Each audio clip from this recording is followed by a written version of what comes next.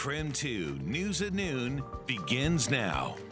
Hi everyone, right now on KREM 2 News at Noon, we have new poll numbers in the race for Washington's governor. See who is pulling ahead as we get closer to Election Day. And it's been a decently cold day with a little bit of some mountain snow, but we're concerned about our first fall freeze of the season here in Spokane. My baby is missing. I need to go. I need to figure out where I need to go. A baby is safe at home after being taken in Grant County. We are now hearing from the family in a KREM 2 exclusive. Hi everyone, it is so good to see you. Welcome to KREM 2 News at Noon. I'm Laura Papetti.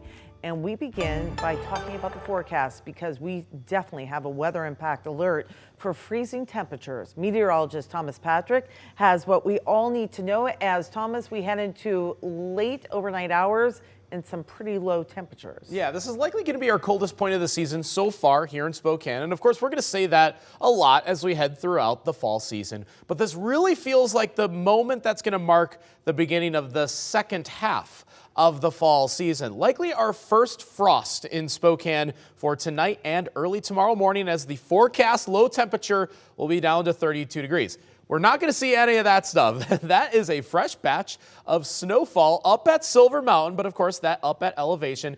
But even our noon temperature is only 47 degrees right now. We're probably just barely going to get into the 50s today thanks to this cool air mass, which is directly on top of Washington and Oregon, as well as all of North Idaho. So that is likely going to keep those temperatures rather chilly, at least compared to what it's been recently. So, of course, mentioned a little bit of that fresh snowfall. That over the mountains of North Idaho still might get a stray sprinkle for today, but nothing that would be really all that bothersome. So instead, just keeping track of how cold it's going to get tonight, in which we will have a localized view of that coming up in my full forecast in less than 15 minutes.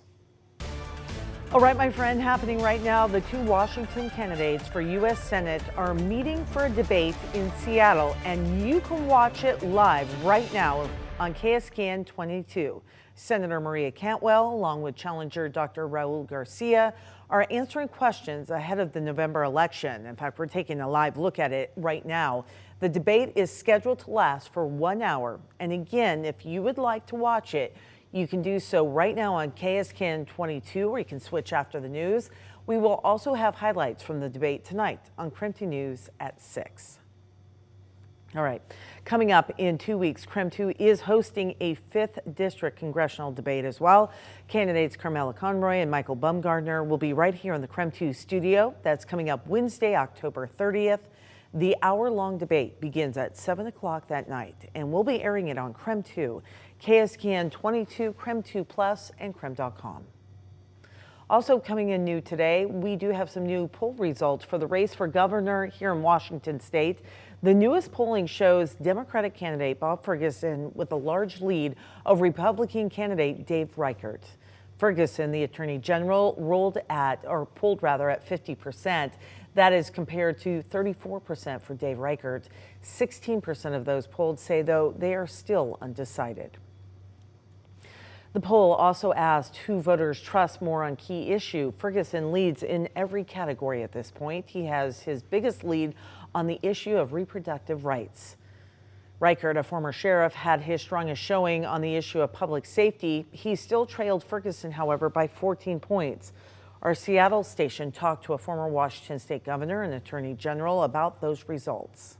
I thought that with Dave Reichert's background in law enforcement, that at least he would have a strong showing in terms of people's perception of him in terms of public safety. It's going to be a hard road for Dave Reichert. He's on the defensive. He doesn't have that much by way of ads going on.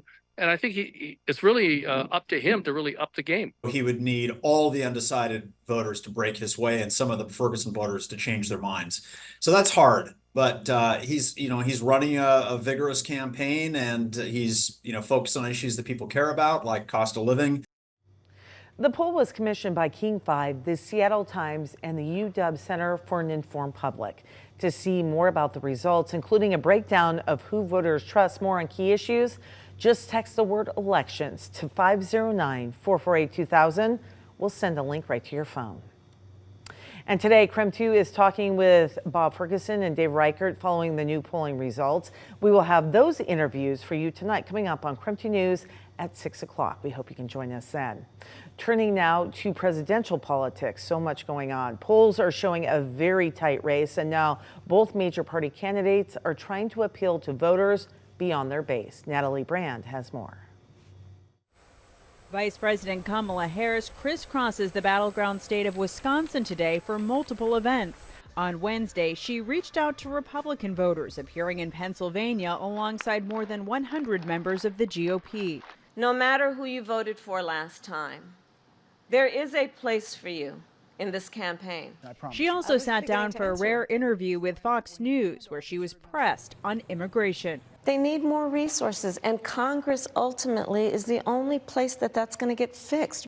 Former President Donald Trump is also looking beyond his base. He fielded questions from undecided Latino voters during a Univision town hall. We're going to create a lot of jobs. We create jobs. He defended January 6th. That was a day of love from the standpoint of the millions. It's like hundreds of thousands.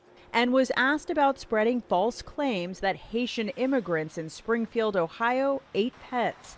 I was just saying what was reported. That's been reported. Tonight, the former president will appear at the Al Smith dinner in New York City that benefits Catholic charities. It's a tradition for presidential candidates to attend, but Harris is skipping it. Her campaign says she's opted to spend more time campaigning in battleground states. Natalie Brand, CBS News, Washington. This is coming in new at noon. After a year-long pursuit, Israel said it has killed Hamas's military leader, who is regarded as the architect of the October 7th attacks on Israel. About 1,200 people were killed in those attacks and hundreds more kidnapped. It led to Israel launching a war in Gaza that it said was meant to wipe out Hamas. The war has killed more than 42,000 people, mostly Palestinians. In the last hour, President Biden said the death of the Hamas leader is, quote, a good day for Israel and the world. The president said he now sees as an opportunity for Gaza without Hamas. We'll be right back.